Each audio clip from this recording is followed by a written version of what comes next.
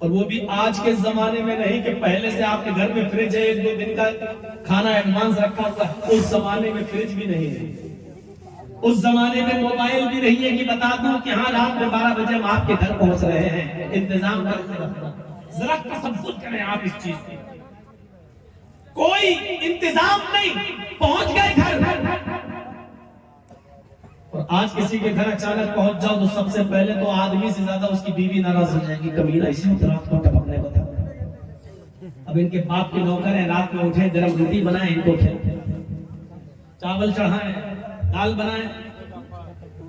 کچھ ایسی ہیں، ہم یہ نہیں کہہ رہے لیکن سب ایسے نہیں ہے، بہت سی ایسی بھی ہیں جو مہمانوں کو گھر میں کھانا بنانے میں فخر محسوس کرتی ہیں اور وہ برکت سمجھتی ہیں کہ انہی مہمانوں کی برکت سے اللہ نے ہمارے گھر میں رزق کے دروازے کھولے ہیں۔ اب اٹھا بیٹھی مت کریے بھیا، اس کو بٹھاؤ، اب اٹھا بیٹھی مت کریے، جا اب آنا نہیں، یہاں سے لوٹ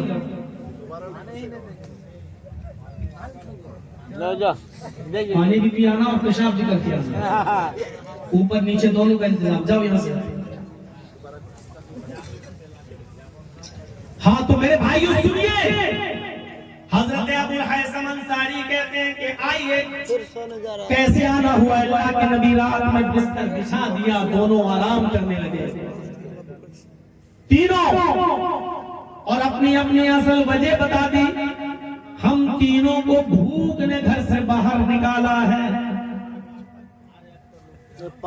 حضرت ابو الحیثم انصاری بھاگتے ہوئے دوڑتے ہوئے گھر کے بغل میں ان کا باغ تھا کھجور کا، ایک کھجور کا گچھا توڑ کے لے آئے۔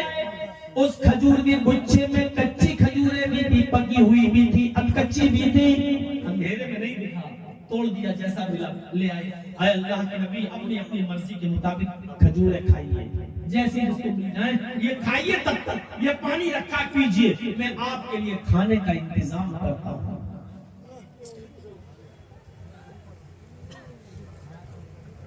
گئے اور ایک بکری نکالی ابو الحیثم نے، اور بکری کو جیسے ہی ذبح کرنے والے ہوئے، اللہ کے نبی نے پوچھا یا ابو الحیثم لگتا ہے یہ بکری تو دودھ دیتی ہے؟ ہاں تو کیا ہوا، آپ سے بڑھ کر تھوڑی ہے؟ فرمایا نہیں، آیا ابو الحیثم اس بکری کے دودھ کی ضرورت ہم سے زیادہ تمہارے بچے کو ہے، اور تمہارا بچہ اب اسی بکری کا دودھ پیتا ہے، لہذا اس بکری کو آپ ذبح نہیں کرو گے۔ یہاں تو باقاعدہ ہم جیسے مولوی فون کر کے کہہ دیتے ہیں یہاں ڈاکٹر صاحب ذرا کھسی مرغا بنا کے رکھیے گا دیسی، مچھلی بھی منگا لیجئے گا، اور ڈاکٹر صاحب اگر کچھ کھانا کانی کریں تو حدیث سنا دیتے ہیں مہمان نوازی کرنا بہت بڑا ثواب ہے۔ مولویوں کے پاس حدیثوں کی کمی تو ہے۔ کوا کبوتر والا واقعہ سن لیجئے گا ہمارا پہلے والا، یوٹیوب پہ پڑا ہوگا، سنا نا؟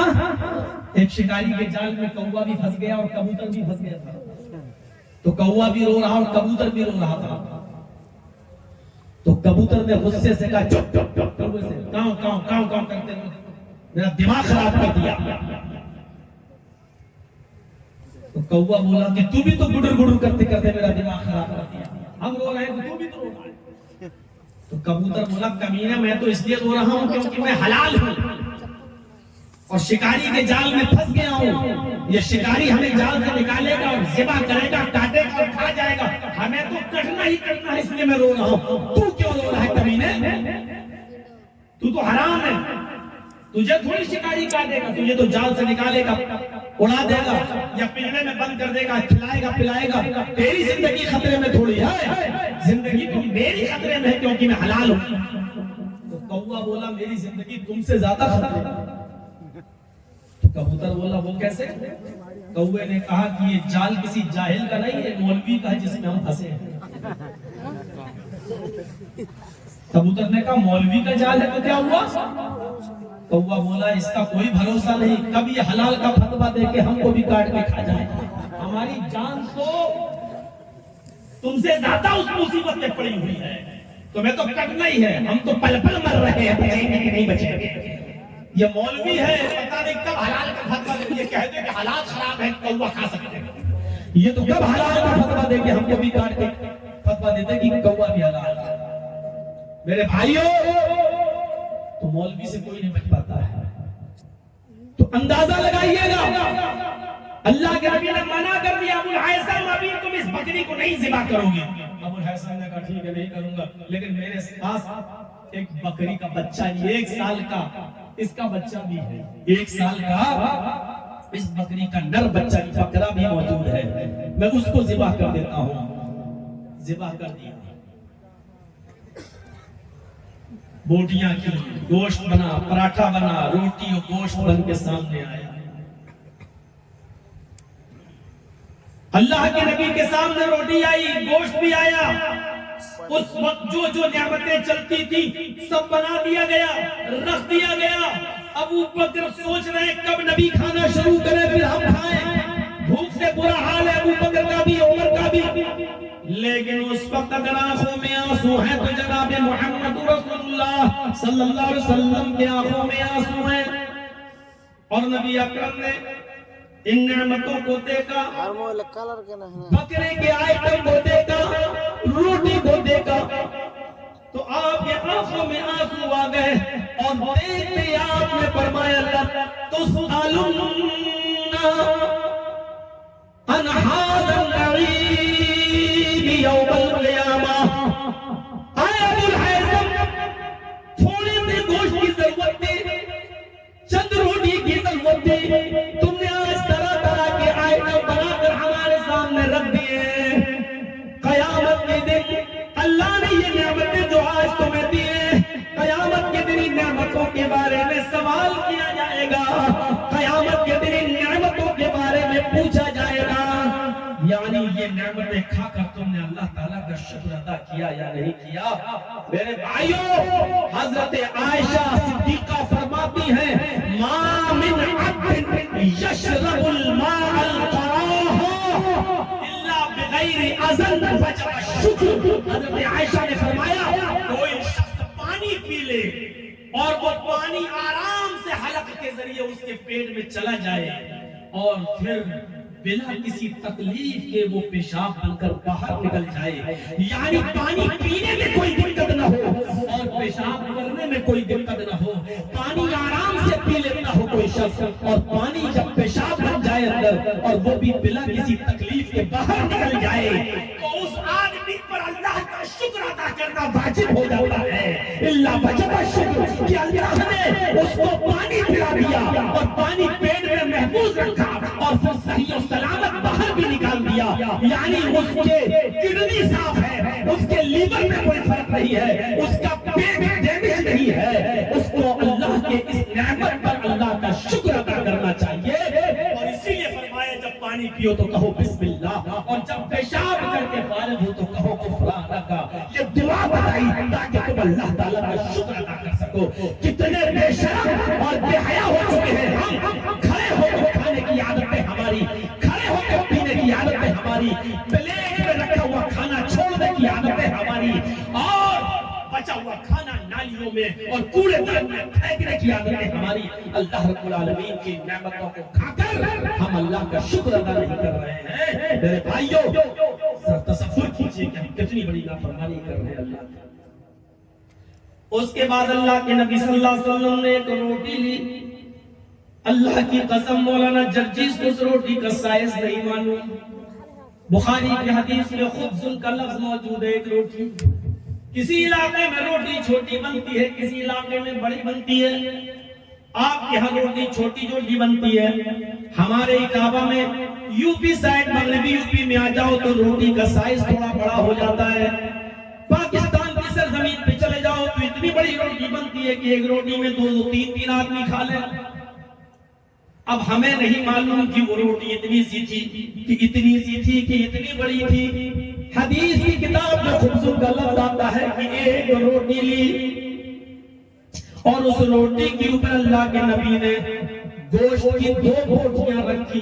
بس گوشت کی 2 بوٹیاں رکھی اور ان کو موڑ دیا اور ابو الحیثم سے کہا ابو الحیثم یہ پکڑو اور اس کو میری بیٹی فاطمہ کو دے دو، جاؤ میرے گھر اور میری بیٹی فاطمہ کو پہنچا دو، آج 15 دن سے میری بیٹی فاطمہ نے بھی کچھ نہیں کھایا، آج 15 دن ہو گئے میری بیٹی کو کچھ نصیب نہیں ہوا۔ میرے بھائیوں غور کرو، ایک روٹی دے رہے ہیں۔ ابو الحیثم اندر جاتے ہیں، ان کی بیوی کہتی ہے ایک روٹی نبی نے دی تو تم ایک روٹی لے کے جانے لگے، شرم نہیں آ رہی؟ 15 دن سے نبی کی بیٹی نے کچھ نہیں کھایا، ادھر لاؤ۔ انہوں نے 2-3 روٹیاں رکھ دی اور پورا کا پورا ٹفن بھر دیا گوشت کا، اور کہا جاؤ دے دو تاکہ آج تو کم سے کم وہ پیٹ بھر کے کھا لے۔ جب وہ ایک ٹفن بھرا ہوا لے کر اور چند روٹیاں لے کر جب گھر سے نکلے تو اللہ کے نبی نے وہ پورا کا پورا ٹفن ان سے چھین لیا۔ فرمایا آیا ابو الحیثم میں اپنی بیٹی فاطمہ کو اتنا نہیں کھلانا چاہتا کہ میری بیٹی پیٹ بھر کے کھا لے اور پھر رات میں اٹھ کر وہ تہجد کی نماز سے غافل ہو جائے، اللہ کو یاد نہ کر سکے، وہ رات میں پھر نماز نہ پڑھ سکے۔ میں ایک روٹی اور 2 بوٹی دے رہا ہوں، اتنا ہی میری بیٹی کو کھانے کا حق ہے جتنے میں اس کی کمر سیدھی رہے اور رات میں اٹھ کر اللہ کا شکر ادا کر سکے۔ میرے بھائیوں، گھر والا اپنی اجازت سے 3-4 روٹیاں دے رہا ہے، پورا گوشت ٹفن سے بھر رہا ہے، یہ جائز ہے۔ گھر والا اپنی مرضی سے لے رہا ہے، اس کی بیوی اپنی مرضی سے دے رہی ہے، لیکن امام کائنات کہہ رہے ہیں کہ مجھے اتنا ہی دینا ہے جتنا میری بیٹی کھائے اور اللہ کا شکر ادا کر سکے، یعنی فضول نہیں، زیادہ نہیں، اس کی بھوک سے زیادہ مت دو اس کو۔ میرے پیارے ساتھیوں، اور آپ نے کہا آیا ابو الحیثم ہم 2 ہی لوگ تھے، ابو بکر عمر اور ہم 3، اتنا پورا کا پورا بکرا ذبح کر دینے کی کیا ضرورت تھی؟ کھجور لائے تو تھے، کھجور کھا کے پانی پی لیتے کافی تھا، اور جب یہ نعمتیں تم لے بھی آئے تو تم نے اتنا آئٹم کیوں بنا دیے؟ اتنا آئٹم کیوں بنا دیا؟ لَتُسْأَلُنَّ عَنْ هَٰذَا النَّعِيمِ، قیامت کے دن ان نعمتوں کے بارے میں سوال کیا جائے گا، ان نعمتوں کے بارے میں پوچھا جائے گا۔ میرے بھائیوں، اب کوئی آدمی یہ کہے کہ مولویوں کے دسترخوان پہ مچھلی بھی رکھ دو، مرغا بھی رکھ دو، چکن بھی رکھ دو، مٹن بھی رکھ دو، اور ہمارا مغل اعظم بھی رکھ دو، یہ ساری چیزیں رکھ دو، تو کیا یہ غلط ہے؟ میں غلط نہیں کہہ رہا ہوں آپ کو، میں غلط نہیں کہہ رہا ہوں، آپ کو اللہ نے مہمان نوازی کی استطاعت دی ہے، آپ کھلائیے، معاملہ ہے نا شکر کا، کھانے والے کو بھی اور کھلانے والے کو بھی اللہ کی نعمتوں پر اللہ کا شکر ادا کرنا چاہیے۔ اللہ کے نبی نے کھایا لیکن اللہ کا شکر ادا کیا، اور کیا کہا کہ ان نعمتوں کے بارے میں سوال ہوگا کہ ان نعمتوں کو تم نے کھا کر اللہ کا شکر ادا کیا کہ نہیں کیا۔ ایک بیٹی دے کے بھی آزماتا ہے، 4 بیٹیاں دے کے بھی آزماتا ہے، پیسہ دے کے بھی آزماتا ہے، پیسہ چھین کے بھی آزماتا ہے، غریب بنا کر بھی آزماتا ہے، امیر بنا کر بھی آزماتا ہے۔ نبی اکرم کا رات کو بھوکا اٹھنا، ابو بکر کا رات کو بھوکا گھر سے نکلنا، عمر فاروق کا رات کی تاریکی میں بھوک سے بے چین ہو کر نکلنا، اور ابو الحیثم کا مہمان نوازی کرنا، اور اس موقع پر اللہ کے رسول کا یہ کہنا کہ ان نعمتوں کے بارے میں سوال ہوگا۔ ہمیں اشارہ مل رہا ہے کہ کسی بھی چیز کی زیادتی جائز نہیں ہے، جتنے میں کام چل سکتا ہے اتنے میں کام چلاؤ، زیادتی کسی چیز کی فضول خرچی۔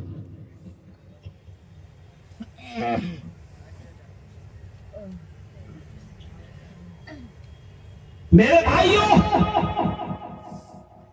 اس واقعے کی روشنی میں ہم اپنے آپ کو تلاش کریں، ڈھونڈیں اور دیکھیں۔ ایک اور واقعے کی طرف آپ کو لے کے چلتا ہوں، ایک اور واقعے کی طرف آپ کو لے کے چلتا ہوں۔ اس واقعے کی روشنی میں ذرا ہم اپنے آپ کو دیکھیں اور ڈھونڈیں اور تلاش کریں۔ حضرت کعب ابن مالک کا نام سنا ہوگا۔ غزوہ تبوک میں اللہ کے رسول نے جب جنگ کرنے کا اور نکلنے کا حکم دے دیا تھا جہاد کے لیے، تو اس میں حضرت کعب ابن مالک پیچھے رہ گئے تھے۔ اللہ کے رسول نے کعب ابن مالک کا بائیکاٹ کر دیا تھا۔ کچھ دنوں کے بعد کعب ابن مالک کو مسجد میں آنے سے بھی منع کر دیا تھا۔ آئے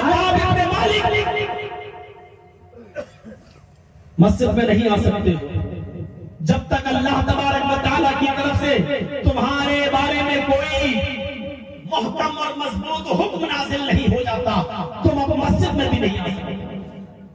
غور کیجئے گا، اللہ کے رسول نے ایک کام کا حکم دیا اور وہ اس سے پیچھے رہ گئے اور عذر بتایا کہ کچھ نہیں، میں نے سوچا میرا گھوڑا بہت اچھا ہے، بہت مضبوط ہے، ہم تو صبح صبح نکلیں گے اور پہنچ جائیں گے، لیکن ہم کو نیند آ گئی، نہیں اٹھ پائے، اس لیے اس غزوے سے پیچھے رہ گئے۔ بس اللہ کے رسول نے کہا تمہارا عذر غیر مقبول ہے، اس لیے اللہ کی طرف سے حکم آئے گا تب تم سے بات چیت نہیں۔ نماز سے روک دیا، مسجد سے روک دیا، کعب ابن مالک اپنے گھر میں نماز پڑھنے لگے۔ کچھ دنوں کے بعد حکم ہوتا ہے کہ کعب ابن مالک سے کوئی بھی آدمی سلام نہیں کرے گا۔ اے لوگوں، اللہ تعالیٰ اللہ کے نبی کا فرمان، کوئی بھی کعب ابن مالک سے سلام نہیں کرے گا اگر وہ مارکیٹ میں بازار میں مل جاتے ہیں۔ لوگوں نے سوال کیا، اے اللہ کے نبی، ہم تو کعب ابن مالک سے سلام نہیں کریں گے، لیکن مارکیٹ میں بازار میں ٹہلتے ہوئے اگر کعب ابن مالک ہمیں سلام کرنے لگے، اگر وہ ہم سے کہنے لگے السلام علیکم، تو ہمارا کیا جواب ہوگا؟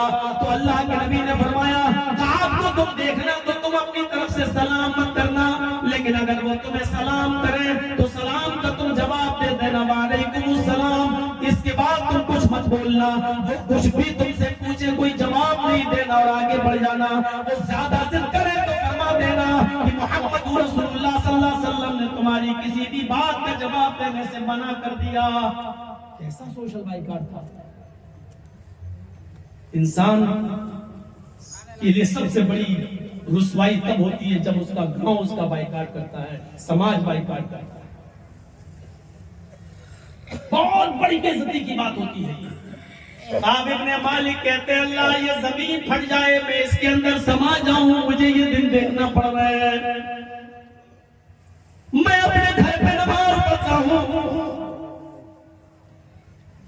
اب تو لوگوں نے سلام کرنا بھی چھوڑ دیا، میں سلام کرتا ہوں تو صرف جواب دے کے آگے بڑھ جاتے ہیں، میری بات کا جواب دینے کے لیے تیار نہیں۔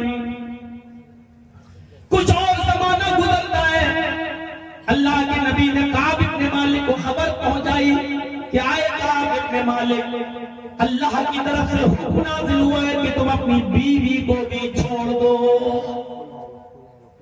اللہ اس مصیبت کی گھڑی میں پورا سماج میرے ساتھ نہیں تھا، پورا گاؤں میرے ساتھ نہیں تھا، ہم اپنے گھر میں رہ کر اپنی بیوی کے پاس بیٹھ کر کچھ باتیں کر لیا کرتے تھے، اپنا دل ہلکا کر لیا کرتے تھے۔ آج اللہ کے نبی کا حکم آ گیا ہے کہ اپنی بیوی کو بھی چھوڑ دے۔ پوچھا، یہ پوچھ کے آؤ کہ اللہ کے نبی کیا چاہتے ہیں؟ بیوی کو چھوڑنے کا مطلب کیا ہے؟ طلاق دے دو یا اس کو سے بات چیت کرنا بند کر دو؟ اللہ کے نبی نے فرمایا جاؤ کعب ابن مالک سے کہہ دو کہ طلاق دینے کا حکم نہیں ہے، صرف بیوی سے بات چیت نہیں کر سکتے ہو، بیوی سے بات چیت کرنا بند کر دو۔ جب تک اللہ کی طرف سے کوئی حکم نازل نہیں ہوتا ہے تو بیوی سے بھی بات چیت کرنے کی اجازت نہیں۔ کعب ابن مالک کہتے ہیں کہ میں نے اپنی بیوی سے کہا تم اپنے گھر چلی جاؤ، کیونکہ میرے گھر میں رہو گی تو میرا بات کرنے کو دل کرے گا، اور جب میں بات کروں گا تو اللہ کے نبی کی نافرمانی ہوگی۔ اب میرا فیصلہ جو بھی ہو اللہ کی طرف سے، اللہ ہی کو معلوم ہے، اب تم جاؤ، اللہ کوئی خیر کرے گا تو تم آنا، ورنہ جب تک میں تمہیں نہیں بلاؤں تم مت آنا۔ بیوی کو بھی مائکے بھیج دیا، گھر بھیج دیا۔ میں جو بتانا چاہتا ہوں واقعہ آ گیا، 50 دن کا عرصہ گزر گیا، تقریباً 2 مہینے کا عرصہ اس سوشل بائیکاٹ کے سلسلے میں اتنی لمبی مدت گزر گئی۔ ایک دن فجر کی نماز پڑھنے کے بعد اپنے گھر کی چھت کے اوپر بیٹھے ہوئے تھے اور فضا کو دیکھ رہے تھے، بھیگی بھیگی خوشبو آ رہی تھی، ٹھنڈی ٹھنڈی ہوا محسوس کر رہے تھے اور کہہ رہے تھے یہ ساری چیزیں مجھے کاٹ رہی ہیں، یا اللہ وہ دن کب آئے گا میرے لیے کوئی حکم نازل فرما دے۔ کہتے ہیں کہ 2 مہینے کے بعد ابھی میں اسی پوزیشن میں تھا کہ اللہ کے نبی صلی اللہ علیہ وسلم کا ایک قاصد میرے پاس آتا ہے، ایک صحابی آتا ہے اور زور سے آواز دیتا ہے آئے کعب ابن مالک، اللہ تعالیٰ نے تمہاری توبہ قبول کر لی، تمہاری دعا قبول جناب محمد رسول اللہ صلی اللہ علیہ وسلم نے تمہیں بلایا ہے۔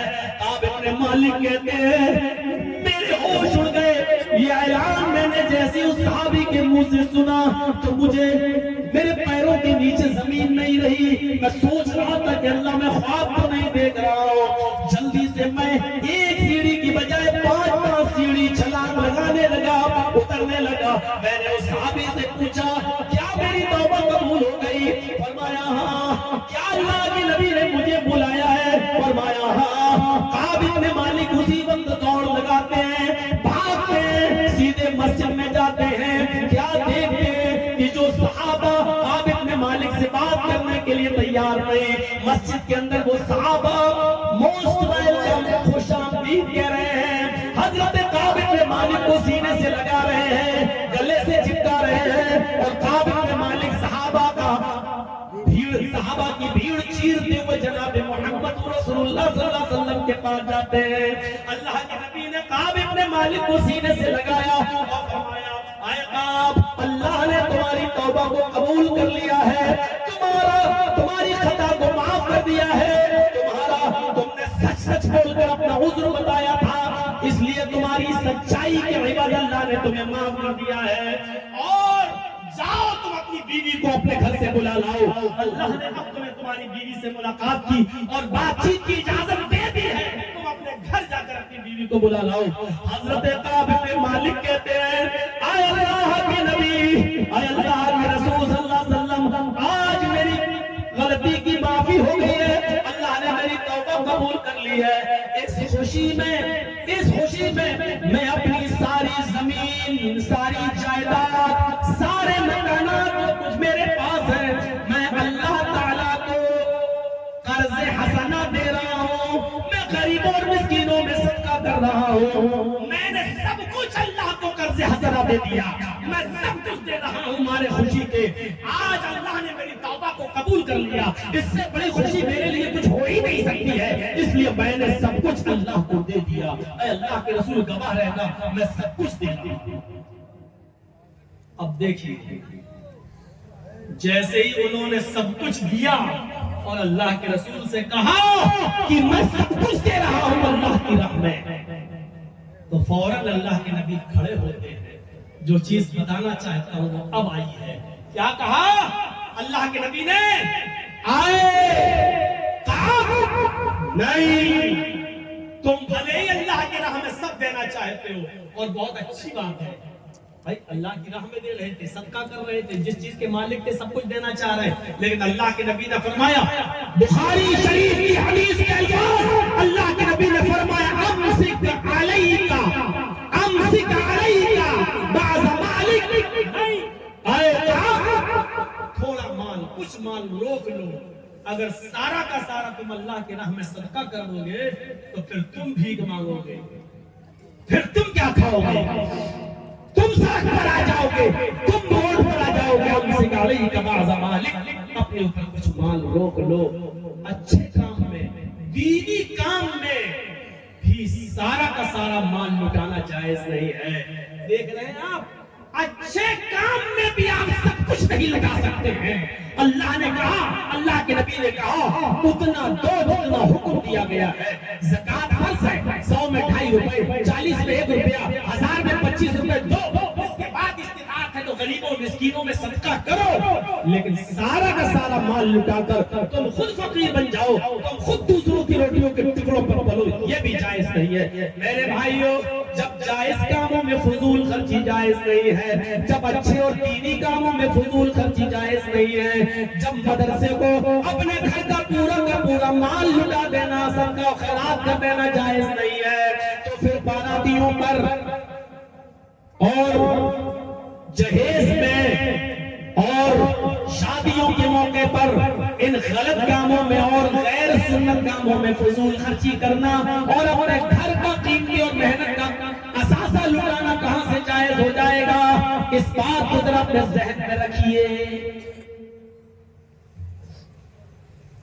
کعب ابن مالک کا یہ کہنا، اے اللہ کے رسول میں سارا مال دے رہا ہوں، اللہ کے نبی کا یہ کہنا امسک علیک بعض مالک، نہیں سارا نہیں دے سکتے ہو تم، کچھ لو۔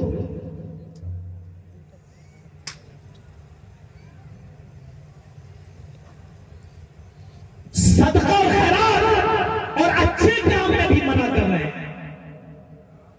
اس حدیث سے آپ اندازہ لگائیے ہم تو حرام اور ناجائز کاموں میں مال خرچ کر رہے ہیں، کہاں سے جائز؟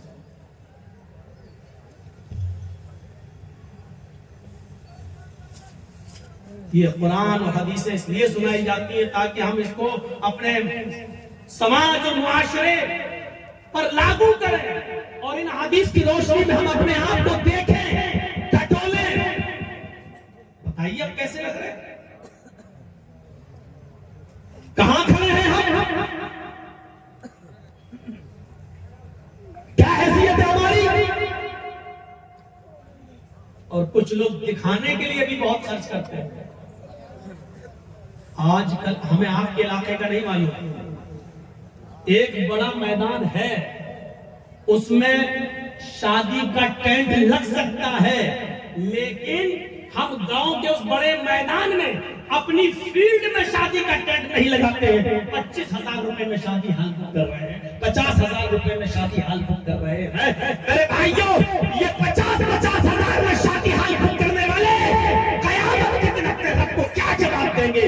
اس حال میں کہ غریب لڑکیاں چہر نہ ہونے کی وجہ سے، بائک نہ ہونے کی وجہ سے آج آتم ہتیایں کر رہی ہے، اور غیر مسلم لڑکوں کے ساتھ افیئر چلا رہی ہے، اور غیر مسلم لڑکوں کے ساتھ نکاح کر رہی ہے، کیونکہ ان کے پاس بائک نہیں ہے، ان کے باپ کے پاس دینے کے لیے 5 لاکھ روپیہ نہیں ہے اس انٹرنیشنل بھکاری کے لیے جو دکان کھول سکے۔ میرے بھائیوں، اس لیے اسے بہتر سمجھتی ہے کہ کسی غیر مسلم لڑکے کے ساتھ ہم پیار کریں، اور کورٹ میں جا کر وہ لو میرج کرتی ہے، اور پھر اس لڑکی کا جنازہ نکلتا ہے، 2 بچوں کا ماں بنایا جاتا ہے اس کو، اور بچے کو اپنے پاس رکھ کر وہ غیر مسلم لڑکا اس لڑکی کو طلاق دے دیتا ہے۔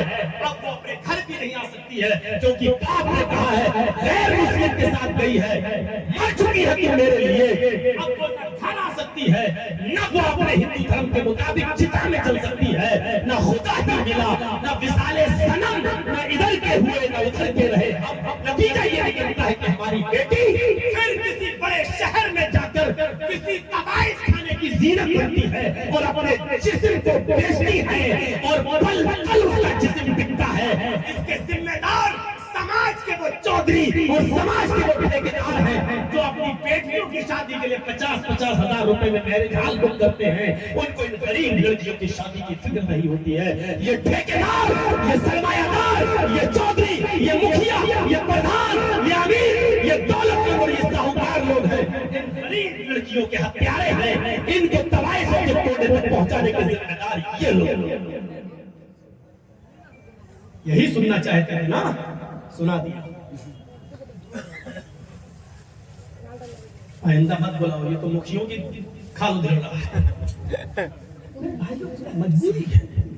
سوچیے ہم کہاں ہیں، آپ کو پتہ نہیں ہے؟ آپ سے بہار کے دامن میں رہتے ہیں، ہم سے پوچھو ہندوستان کے چپے چپے میں پروگرام کرتا ہوں، اس وقت کیا حالت ہے۔ آپ تو خوش نصیب ہیں کہ آپ کے مدرسے میں کھلے عام مدرسے کا چندہ ہو رہا ہے، ہم اتر پردیش کے اندر اپنے مدرسوں کا چندہ بھی نہیں کر سکتے۔ خوش نصیب ہے آپ کہ آپ کے یہاں ادارے چل رہے ہیں، اور آپ سے ان اداروں کے لیے بھیک مانگی جا رہی ہے، جس کو دینے میں آپ کی چھاتی پھٹ رہی ہے۔ ہم یو پی والوں سے پوچھو